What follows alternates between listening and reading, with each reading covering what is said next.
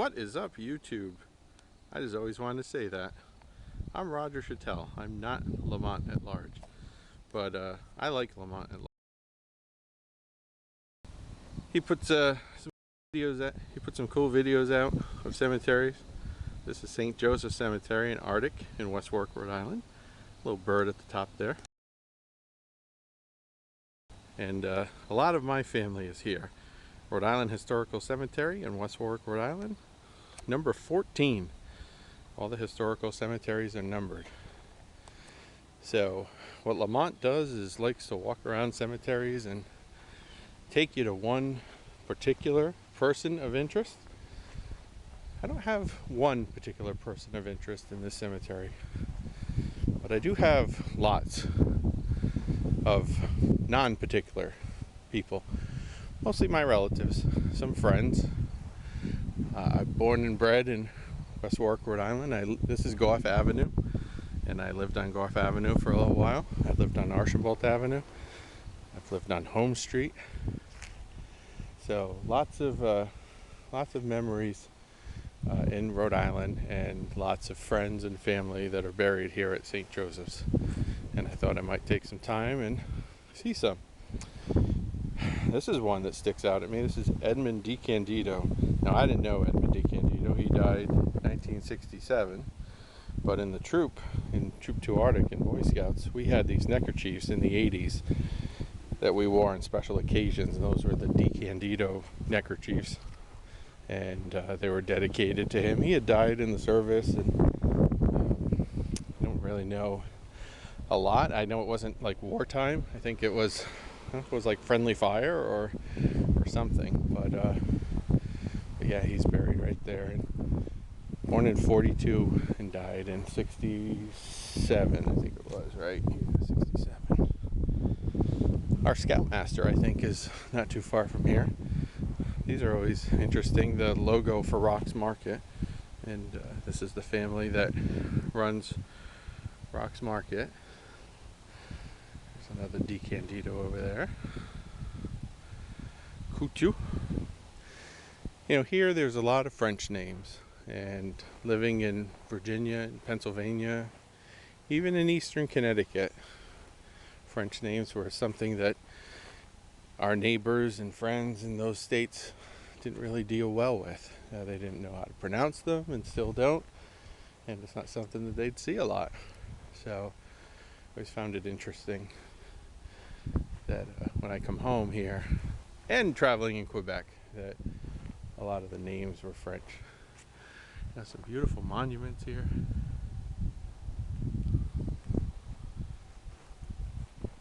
Dufresne, Coutu, Gagnon, Lawrence.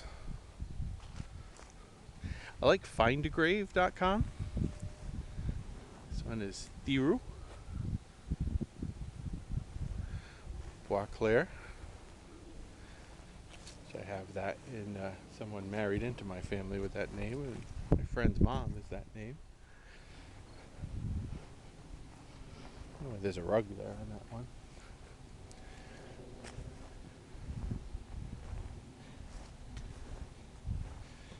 Another Thiroux. Like that we're missing the little flower pot or the candle area on that one. See these brass plates here on this Langla's one? Somebody had been through here a few years ago and just ripped them all up, and trying to sell them. And it was a horrible shame. And I think they were able to take care of that in some way, but it was just awful when I went through. Fontaine, sold to Lemoyne. I have Lemoyne in my family. Not to be confused with Lemoyne. Lemoyne is different. This is a relative of mine.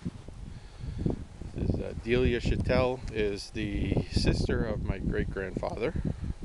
She married No Smith in their family here. The Smith family. Another Smith. Brault and Lachance, Gerard, Beauchesne. We already went through this area. This is rock. Gio is my former brother-in-law's family. Mason is his son, I do believe. I think. Brian's son. And Henry Jr. is my former brother-in-law. So the Gio family, and they worked the cemetery grounds for many years. Love the old style stones. First to the side. See anything. Now in this area, I always get confused where it was, but I think it was here. My grandfather, Theodore Belanger, was buried from 1982 until his wife's death in 2006, my grandmother. And when he was cremated, so when they dug up the area, turns out there was an unmarked grave under there, and so they had to move that along. So my family was relocated further down.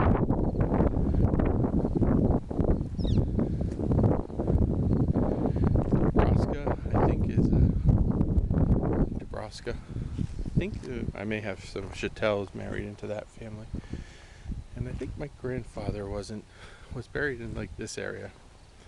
Not entirely sure. Originally, I don't really remember. Knoyer. I do have an ancestor down in this area, a Belanger ancestor. See, Belanger is interesting because I have my mother, who was born in Belanger, and my father's mother was born in Belanger. As far as they know, not related to each other, but distant in the past, hundreds of years, yes. But other than that, no relation. This must be a little baby area. I have a cousin buried in this area without a stone, David Albino. See, somebody's 7 weeks old. Baby that's there. There's 5. Little babies, darling baby. Big shade. Never understand why babies are buried separately. Here's Carmine Gazzaro. I bet this is my cousin Yvonne's father-in-law. Fusco, yeah, because look at this, Roma. I think that's something. So I wonder if this is the parents of Denise, another cousin of mine. Rossi, Ferretti. This must be like the Italian section out here, huh? All Italian names. Ado, Hamill. I don't usually come in this area. As a kid, I used to come here all the time because of this crypt, which is always fascinating when there's a crypt. And it was so unique because there's nothing else around here in the whole cemetery like the crypt. Built in 1922 for the DiCarlo family. That bullet hole was always there. Peek inside. I love watching videos on YouTube like this where they show the insides of these crypts. I just think it's fascinating. Maybe I'm weird like that. Maybe you're weird like that watching this video.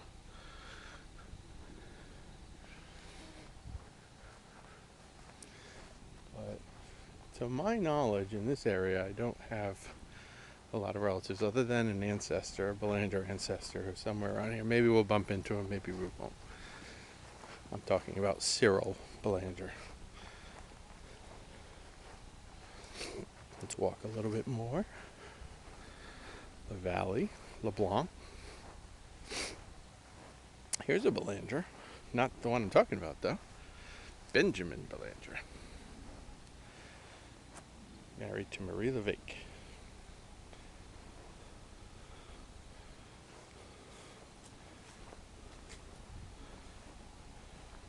Just a beautiful October day in 2022.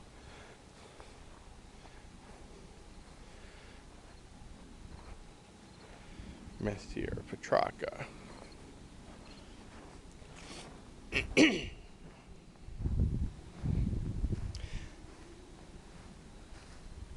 think this cemetery was started in, I want to say the 1880s.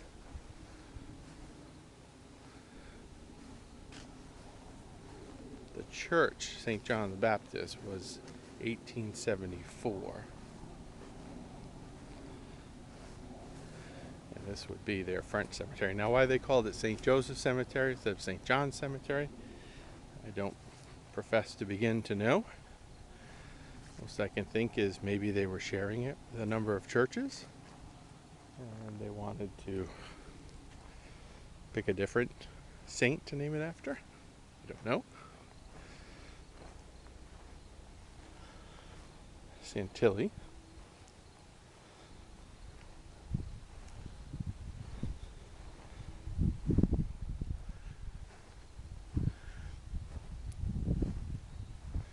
There's so many great names here. This is a very old section of these old stones. Oh, I should tell. I don't know that I know Francois J.B. Chattel, 1868 to 1940. Definitely related. Let's see. Here lies the body of Alphonsine Bourgeois, wife of J.B. Chattel, which I might be descended from a J.B. Chattel. Born the 12th of October, 1868, died the 12th of May, 1919, and then Francois J.B. Chattel, be a son, I guess, 1868 to 1940. Very good. Here's the ground is eating it up. We have a sinkhole, which is always morbidly fascinating to me because I'm weird. A Polish grave here. Jake's. Another rock.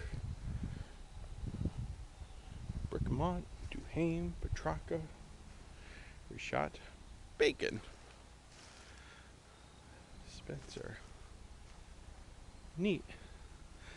See, sometimes, even though I come to this cemetery all the time, I don't usually come in this area. So finding that Chattel was probably a good thing. That's probably, I have to go back and check my data. You can always find something new at the cemetery, right? Let's see. Another old area here with these old stones from I want to say like the 1910s. Let's see. 1917, 1914, 1929.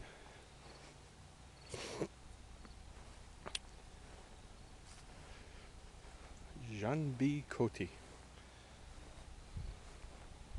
Rose Hebert. Or Hebert, as we might say. Gattery. Shabbat, St. Jean. St. Jean.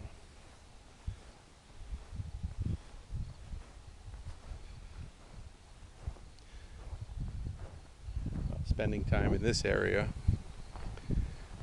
unless we find something out of the ordinary, there's not anyone that I wanted to point out to you. So we'll mosey a little bit. I always thought these were amazing, these wooden crosses that just seem to hang on. Sooner or later it'll be gone. Whitman. This happens every now and then. Sometimes it's natural, sometimes it's not.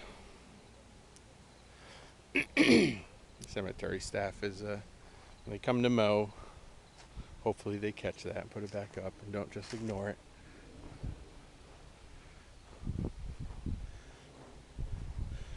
Parente, Fontaine. Can't tell on this one. Boy, a lot of lichen. Here's another one that's interesting. Just got the cement, and there's a name in there, but it's like ghosted by the mold and the water. This one's just a rock. Which, oh, check this out. This is cool. One of those cement stones, but it fell and it's just getting eaten up by by the earth. You know, I used to think, well, headstones are permanent. You know, once a headstone's in, it's in. But as I've done this over the years, I've realized that, man, not so much. Not so much. Even headstones get knocked out, fall down, wear away, get buried, and eventually forgotten. And this poor soul getting eaten up by the moss. All we know is they were born in 1890. Pretty soon the moss and the grass will just eat that up. So this is not a grave. This is a memorial seat for Father Litias, who was well loved. I knew Father Litias very well. Was assistant pastor at St. John the Baptist. Born in 1930, died 2011.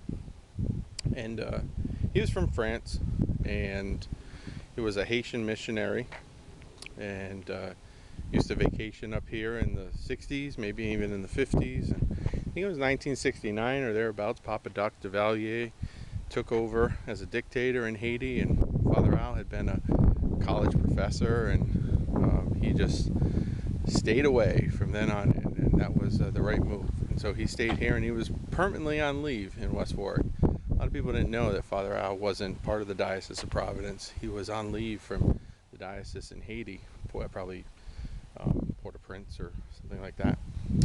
And yeah, when he died, he was retired, and I do believe he was shipped back to his homeland in France. Here we have a couple died in 2022, getting ready to be installed. And the last name's on here because these are going to be set up for a family plot. I just think that some of these old areas are pretty amazing. This little area with the little garden, and that's not a tree trunk. That is a stone made to look like a tree trunk. And this little area is just beautiful. Most of St. Joseph Cemetery is just all the open stones, but this is like a little garden. You know, Doucette is not the one I was looking for because he's not here, but definitely a relative. And my scoutmaster Don is a little bit further up. Maybe not definitely a relative. I don't know the Doucette family's genealogy, but chances are. So this is a stone. I just think that's so cool. Joseph Archambault died in 1920. Could very well be the man whose the street that I lived on was named after. That's the words I'm looking for. Moreau. Goudreau. Head on over here. Here's Lemoy, which I am related to, but I don't think these folks. Maybe, maybe not. But boy, that is hard to see. I mean, at time and weather, just dig in, and you could probably get a good rubbing out of it. But there's words up here too, but they are just getting worn away. And you'd think that there's records, but with my grandfather being buried in an old unmarked grave, never know. Never know. Here's a Barrett. Not necessarily my great-grandmother's family, but maybe at some point in the back. Louis Barrett. My great-grandmother Rosa Iswa, her second husband, was a Barrett. So I have Barrett cousins, but not necessarily that individual that we know of. So everyone here obviously was from this area, from West Warwick. Here's a Ruist. And I don't know Mrs. Ruist's first name, but that could be her, Edwardina, who knows. But I was a paper boy, and I had a customer named Ruist. It was, I think it was on Ottawa. Here's a Lemoyne. It's not necessarily my Lemoyne family. There were Lemoynes in this area. They had a huge store, or a building at least, the Lemoyne building. It's kind of like where the Majestic building used to be, in that neighborhood. I remember reading a story. It had burned down, and Lemoyne rebuilt it. It was like one of the first settlers in what became West Warwick. West Warwick was incorporated on its own in 1913. Prior to that, it had been part of Warwick, but it broke away. Some Polish names. So these folks came to this area to work in the mills. Here's some Lemoynes. Alberic Lemoyne, 1877 to 1960. That might be an uncle of some sort. Henry Lemoyne, Lucinda Lemoyne. Oop, this guy's losing half his stone. Ground's eating it up. Another sinkhole. Man. They are not permanent. You think they are, but they are not. Time and weather.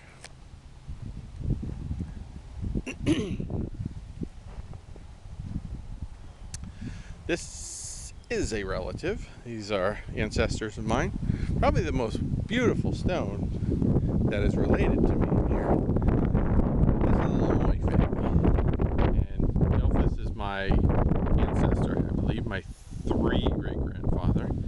He lived on what became my paper route. He lived on Grand Street in Arctic. And he was the husband of Marie Niquette. Died on the 8th of May 1915 at the age of 69 years.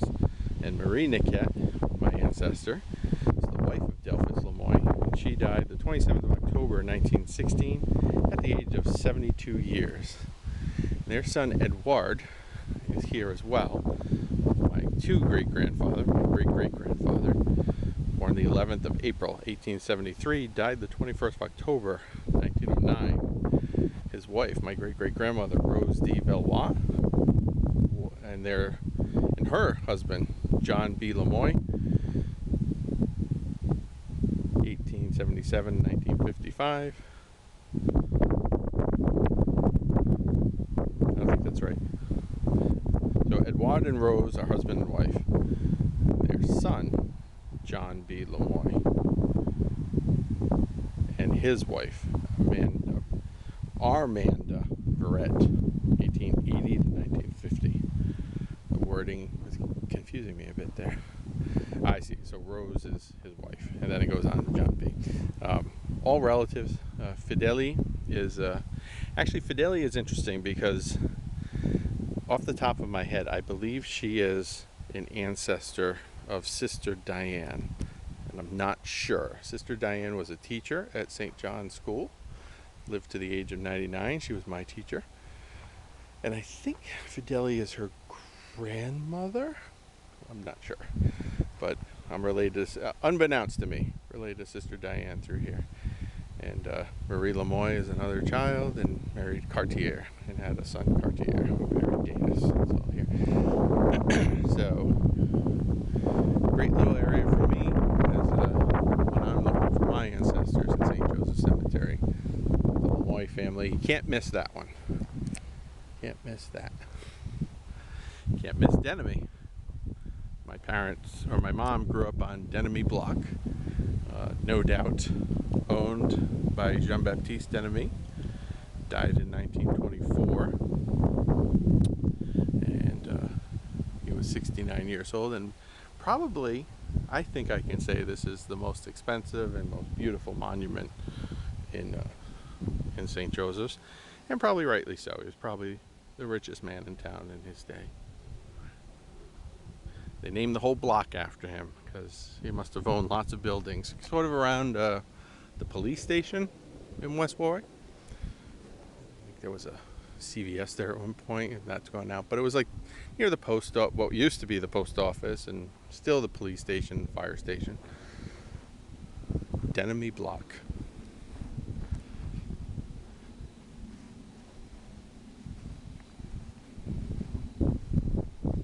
The Queeve.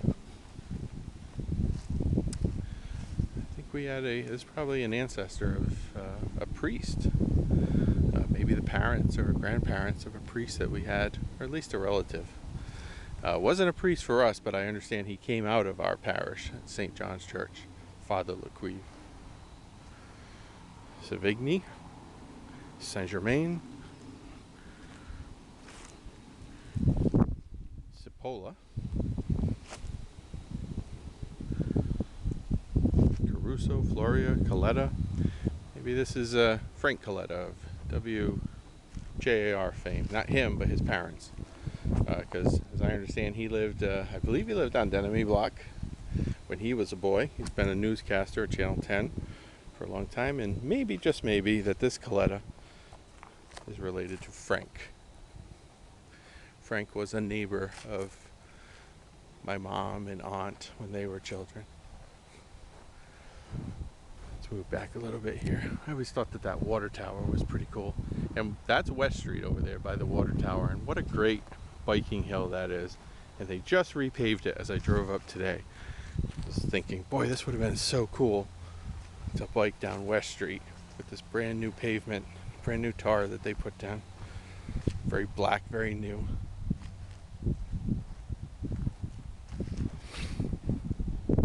We're at St. Joseph Cemetery, and top of the hill, that's what we say. In Arctic, on top of the hill.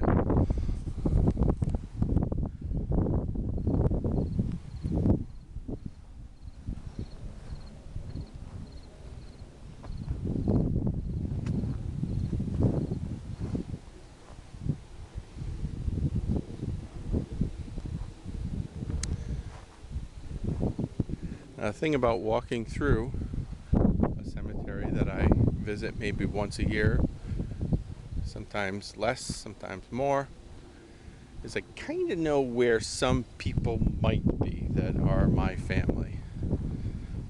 But I'm usually off by a little bit. So I think I'm in the neighborhood of another ancestor of mine. But I just might miss her. And the crow is here to say nevermore.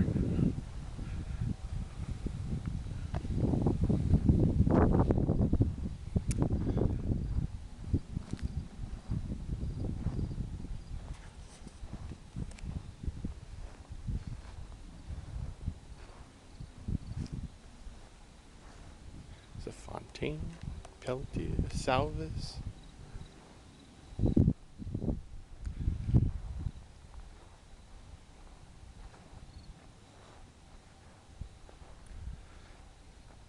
So if I don't catch it in this area is Alphonsine Chatel. That's her married name.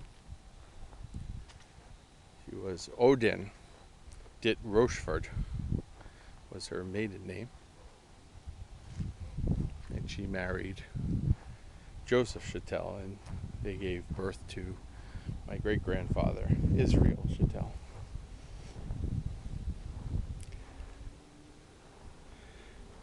Pretty sure I passed it. I think it's this far down.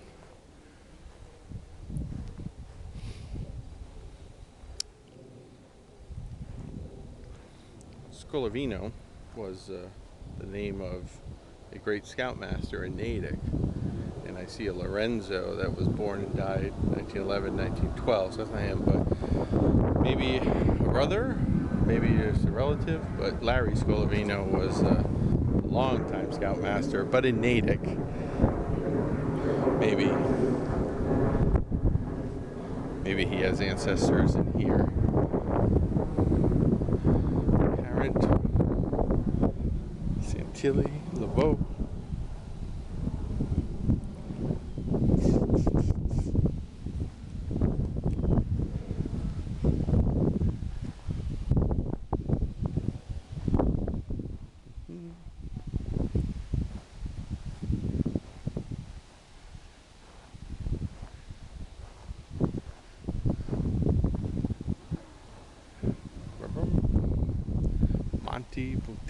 Here we are. Here we are. Alphonsine Rochefort, wife of Joseph Chatel, died on the 18th of March, 1911, at the age of 61 years and 5 months, pre-Perel. that's may she rest in peace. Easy repose. Here lies Joseph Bouthelia, wife of Anna Barclow. Died the 24th of March, 1911. Age of 26 years, 11 months, and 4 days. But at least Alphonsine is here, who is my great-great-grandmother. Maybe Joseph Chattel, but the stone doesn't say that he's here. It's saying she's here, and it has her dates. Unknown where Joseph Chattel is buried, who would be my great-great-grandfather. Alright, what's next? Oh, look at this nice one. There's a footstone for Albert Rossi, 4 months, with the Rossi family. These are babies too.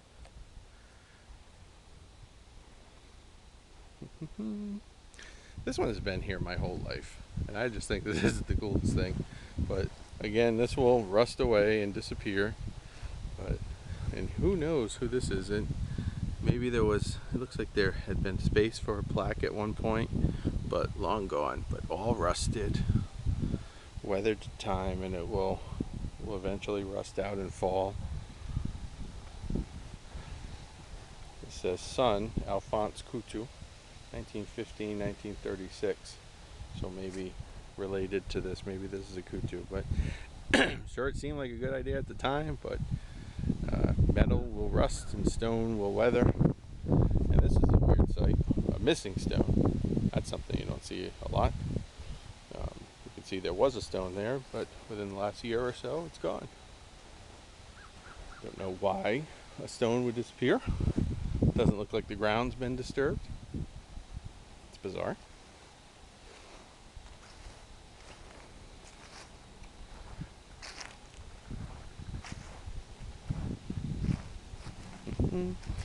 Longo Lombardi. As we get further down, it's probably more recent burials. It looks like we're in the 60s here in this area. And I can't recall anyone related to me that's here. Norman Verval, a baby. Let's see. This looks like a more recent burial, but I don't see any dates. That's a recent date.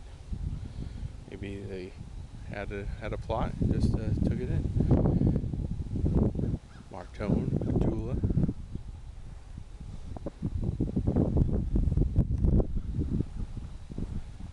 Great stuff.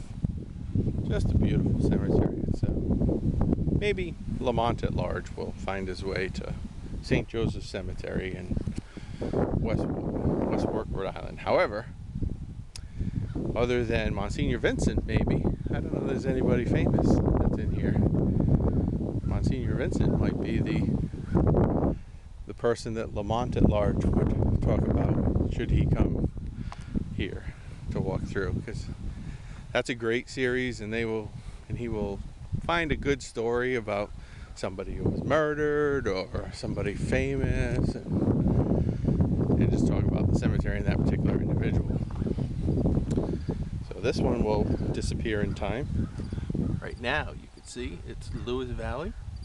He died in 1912. That is just fascinating to me. 1895 to 1912.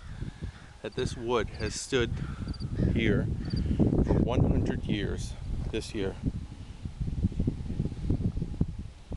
Unless it was replaced at some point. That was probably the case. I can't imagine 100 years. Set in cement. Get a stone, it'll last longer.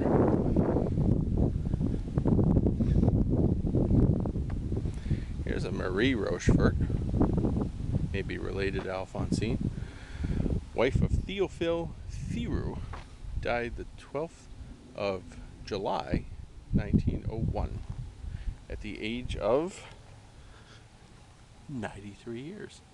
Rest in peace. You ever figure out why it's R.I.P. in French? Should it be R.E.P. or rest in peace? Or because in is spelled E-N in French. Who knows?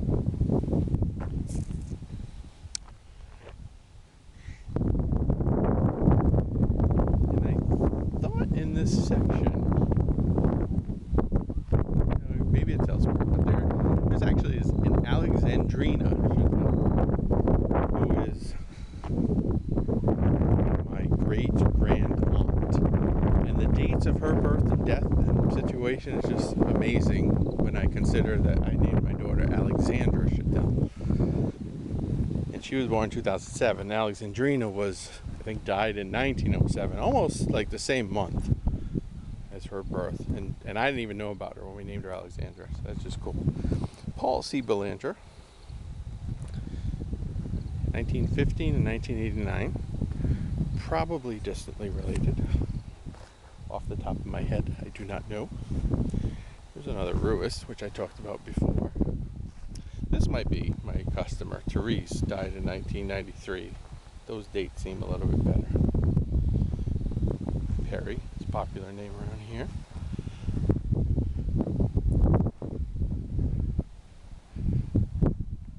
So this section is a little bit newer.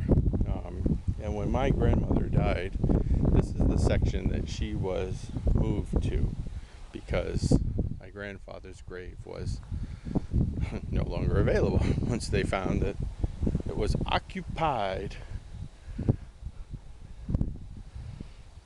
So she's buried around here, and again, I sometimes walk around and go, I'm totally lost. It's like I kind of know the area,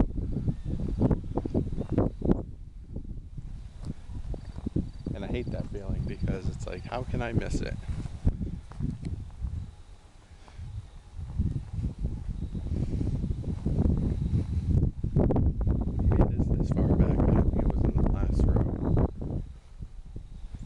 See a Belanger there, but that's not it.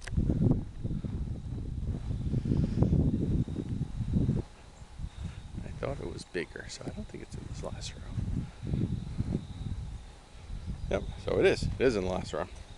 My grandparents, Theodore A. Belanger, August 12, 1917, and December 26, 1982, the day I remember. His wife, Joan Lemoyne Belanger, March 28, 1919. To May 28th, 2006. And my mom will be buried here, Phyllis Belanger Chattel. It is now October 2022, and she's in hospice. So I like to think that it'll be a long time, but maybe in the near future we'll be back here to bury my mom. She was born February 10, 1948. So this was the grave they were moved to. A different stone as well. Cool story. That the original stone for my grandfather and originally from my grandmother before she died, it was a different stone when the grave was way back there, when it was an unknown used grave from maybe the 1920s. So they ended up getting, my uncle and aunts got a different stone for this new area, and the old stone was in my possession. And what do you want to do with it? And eventually it dawned on me, hey, we can reuse that stone, turn it upside down, and give my grandmother's father a stone. So there is a stone for Henry Lemoyne in St. Patrick's Cemetery in Northbridge, Massachusetts, that was installed in 2011. He had died in 1918, and in the intervening years there was no stone for Henry Lemoyne. Now there is one, and his daughter Raina, who died at 5 years old, or 4, almost 5, in 1920. And if somebody was to, and I'm not suggesting you do, if somebody was to turn it over in Northbridge, Massachusetts, they will see that it is marking my grandparents' grave, or at least it used to.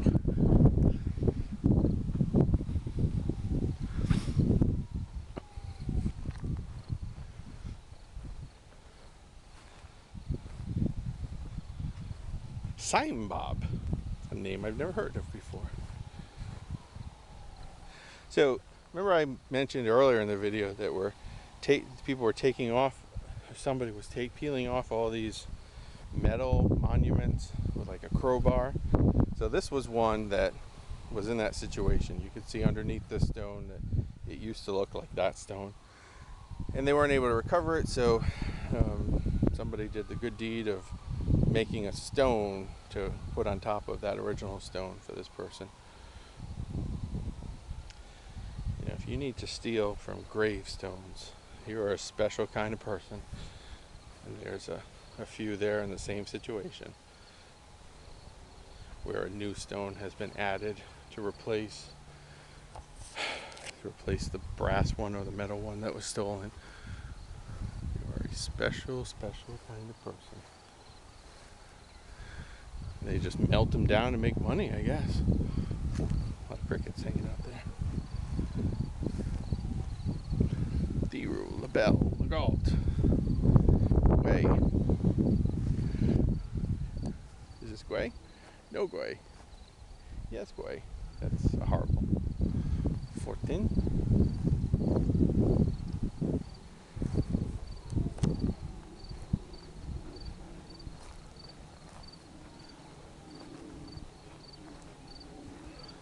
Boy.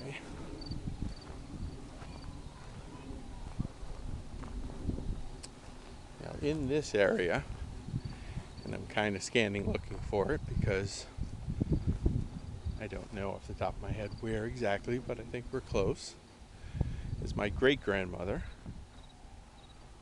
Rosanna Irview Belanger. And she as well did not have a stone on her grave when she died in 1954.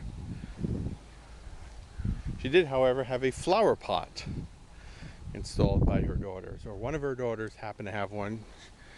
One of her daughters dealt in antiques and had a flower pot made out of cement and such, and installed that. And so that flower pot marked her grave for many years. But then we got together with my interest in genealogy, my uncle and his cousins, and they gave her a real stone, which was originally misspelled. And my brother-in-law's brother, Brian Guillot, had to redo it, add an E to her name or something like that. I can't remember exactly. I see it. But the flower pot is starting to disintegrate now in 2022. So sooner or later, the flower pot will be gone, but the stone remains. So, and all of her granddaughters are starting to pass away, those that would have come here and taken care of it. But that's the flower pot, and it was, in my memory, it's always had this crack in it. But here's the stone that was installed, a lot of lichen being attached to it. And Rosanna with an E, Irview Belanger, May 27, 1887. She was born in Cohoes, New York, and died June 7, 1954, a day that her grandchildren all seem to remember. She lived on Washington Street in Arctic, and she is my great-grandmother, my grandfather's mother. She was very well loved. She died in her 60s, but all of her grandchildren have nothing but wonderful things to say about her. She was an Irview. Her father had died when he was young, kidney disease. I think it was 36, I want to say. Died in Lawrence, Massachusetts. And she was one of those families where there was his, theirs, and hers. So she had a stepsister. She had a half-sister from her father's first marriage. She had half-siblings from her mother's second marriage. And her siblings were from her parents' marriage. The Irviews and the Godins. Very large family. We'll head back up. You know what? And my Aunt Cilla's down here too. You know what? Before I head up, I think I can see her. And a friend of mine. I don't know, I'd say he was a friend, but a classmate of mine. A funny guy, and he died in a very sad way. And we all make choices in our lives, and as I understand, his choices was to drive really, really fast when he was 21. When we were all 21, we were all from the same class. And Sylvan Belanger is down here too, is what we're talking about. As we get older, we lose more and more of our peers and our classmates. But Sylvan was either the first or one of the first from our small group to go, and I remember that he's buried down here somewhere. He's got his picture on the grave, but I think that my Aunt Sil is down here as well.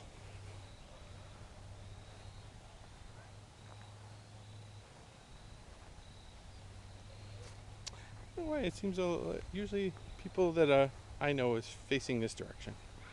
I know that only half the cemetery faces this direction, but weird thing.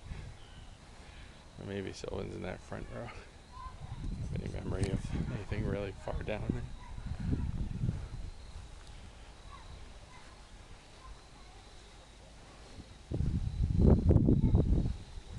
Here's a relatively new one. I love it when you have like these old stones and then bang, the new style. 2014, younger than me.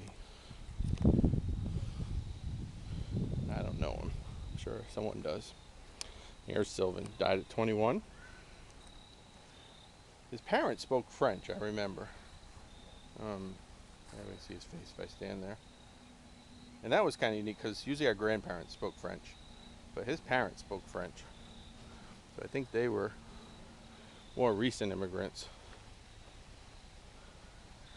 And as I understand the story, and maybe I'm wrong, put in the comments if I'm wrong, that he was driving really fast when he was 21 and had a vehicle incident with a tractor trailer and lost.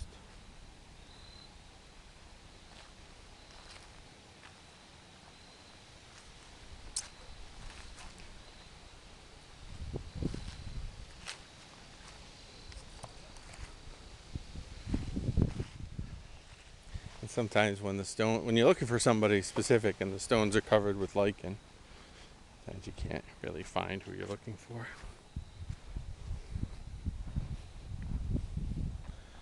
It's a beautiful, quiet day here.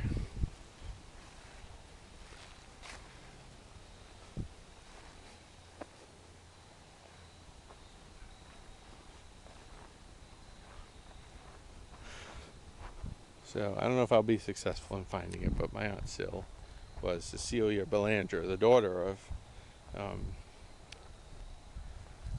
Rosanna with the cracked flower pot. And she is a Thiru, even though we just passed one that wasn't her. And they were married, her and her husband Babe were married and lived right across from me growing up, although they lived in a lot of places. They moved around a lot.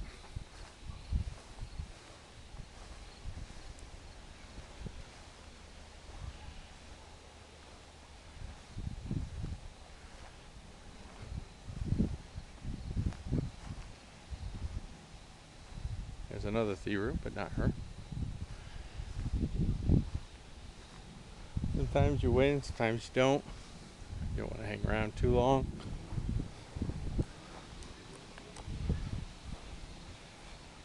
It's one of those where it's like in sort of this section, at least your memory thinks that it is. Then when you come across it, it's like, oh, that's not where I thought it was at all.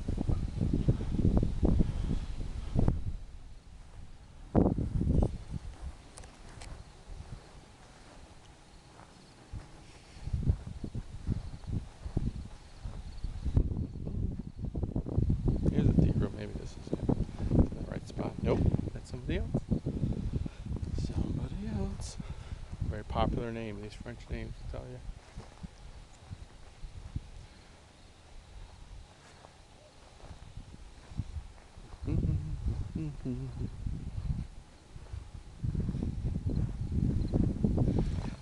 Love these stones.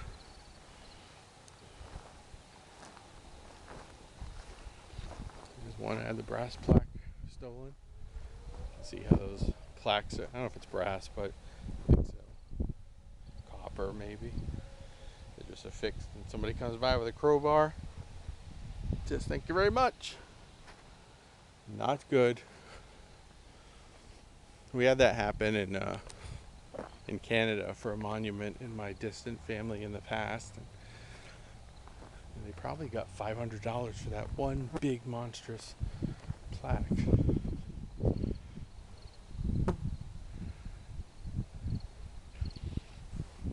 I think we're going to miss on Sill, but let's move on. I think we'll end with Monsignor Vincent, and there's other religious that are buried. So, as I have come to understand, and in the comments maybe you can let me know otherwise, but see how everybody's facing the same way? So if the sun is that way and that's west, this is like south, right? Right. And this is like north.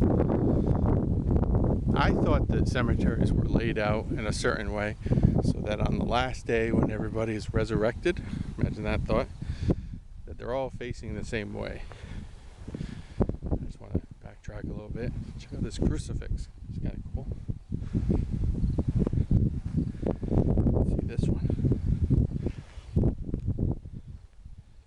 Isn't that beautiful? M. Bibbo, 1867, 1932, wife of W. Martin. So everybody's facing the same way for the most part in the cemetery, except religious. Priests and nuns, or at least priests, seems to me they go perpendicular. And why is that? It's like, oh well, that way when everybody rises, the resurrection on the final day, that the priest can minister to everyone, or so they say. I always thought that that was a pretty cool thing. I don't know if that's entirely accurate. Some really nice stones in this area, big ones. People had some money, or granite was cheap in these years. So we are across from Father Al's bench. Now that base there, that was a building where they would hold the bodies maybe while the ground was frozen. There was a building on this slab, and kind of vaults were in there. But eventually either they tore it down, it fell down, burned down, I don't remember. But we'll stop here, and if Lamont at Large ever comes by, this may be the most famous people. They're not very famous, but here at St. Joseph's Cemetery. This is a priest, or a brother, I'm not sure, Harvey Crepeau, born in West Warwick in 1900. He was a priest in Louvain, that's in France, died in 1932, here in West Warwick. Here lies Monsignor Henry Vincent, who was pastor of St. John the Baptist in Rhode, 1929 to 1958. He was born in Manchester in 1887, Manchester, New Hampshire, ordained a priest in Nicolet in Quebec, 25th of September 1910. He was elevated to a Monsignor the 3rd of December 1950, and he died in August 1958. And the school was under construction. That was his big dream. St. John's School, the second building, the new school. And with his death at the same time as the completion of that building, they named it Monsignor Vincent School, where I went from grades kindergarten through 8th grade. Father Christian Guibault, Monsignor Oscar Guibault, Father Norman Munier, ordained in Montreal, and 4 more over here. Maybe they're not facing a different direction. I don't know why I thought they were facing a different direction. Well, maybe that's a whole bunch of nonsense. Zephyrin Peliquin, Father Pierre L'Esperance, missionary of the Sacred Heart, Father Francis Hayden, missionary of the Sacred Heart, and Father Akil Prince, a pastor of St. Louis de Gonzague, Woonsocket, born in St. Gregoire de Nicolette in 1872, and ordained a priest in 1900, died in 1930 in Arctic. So there we have it, St. Joseph's Cemetery, West Warwick, Rhode Island. Hope you enjoyed our tour. Have a great rest of your day.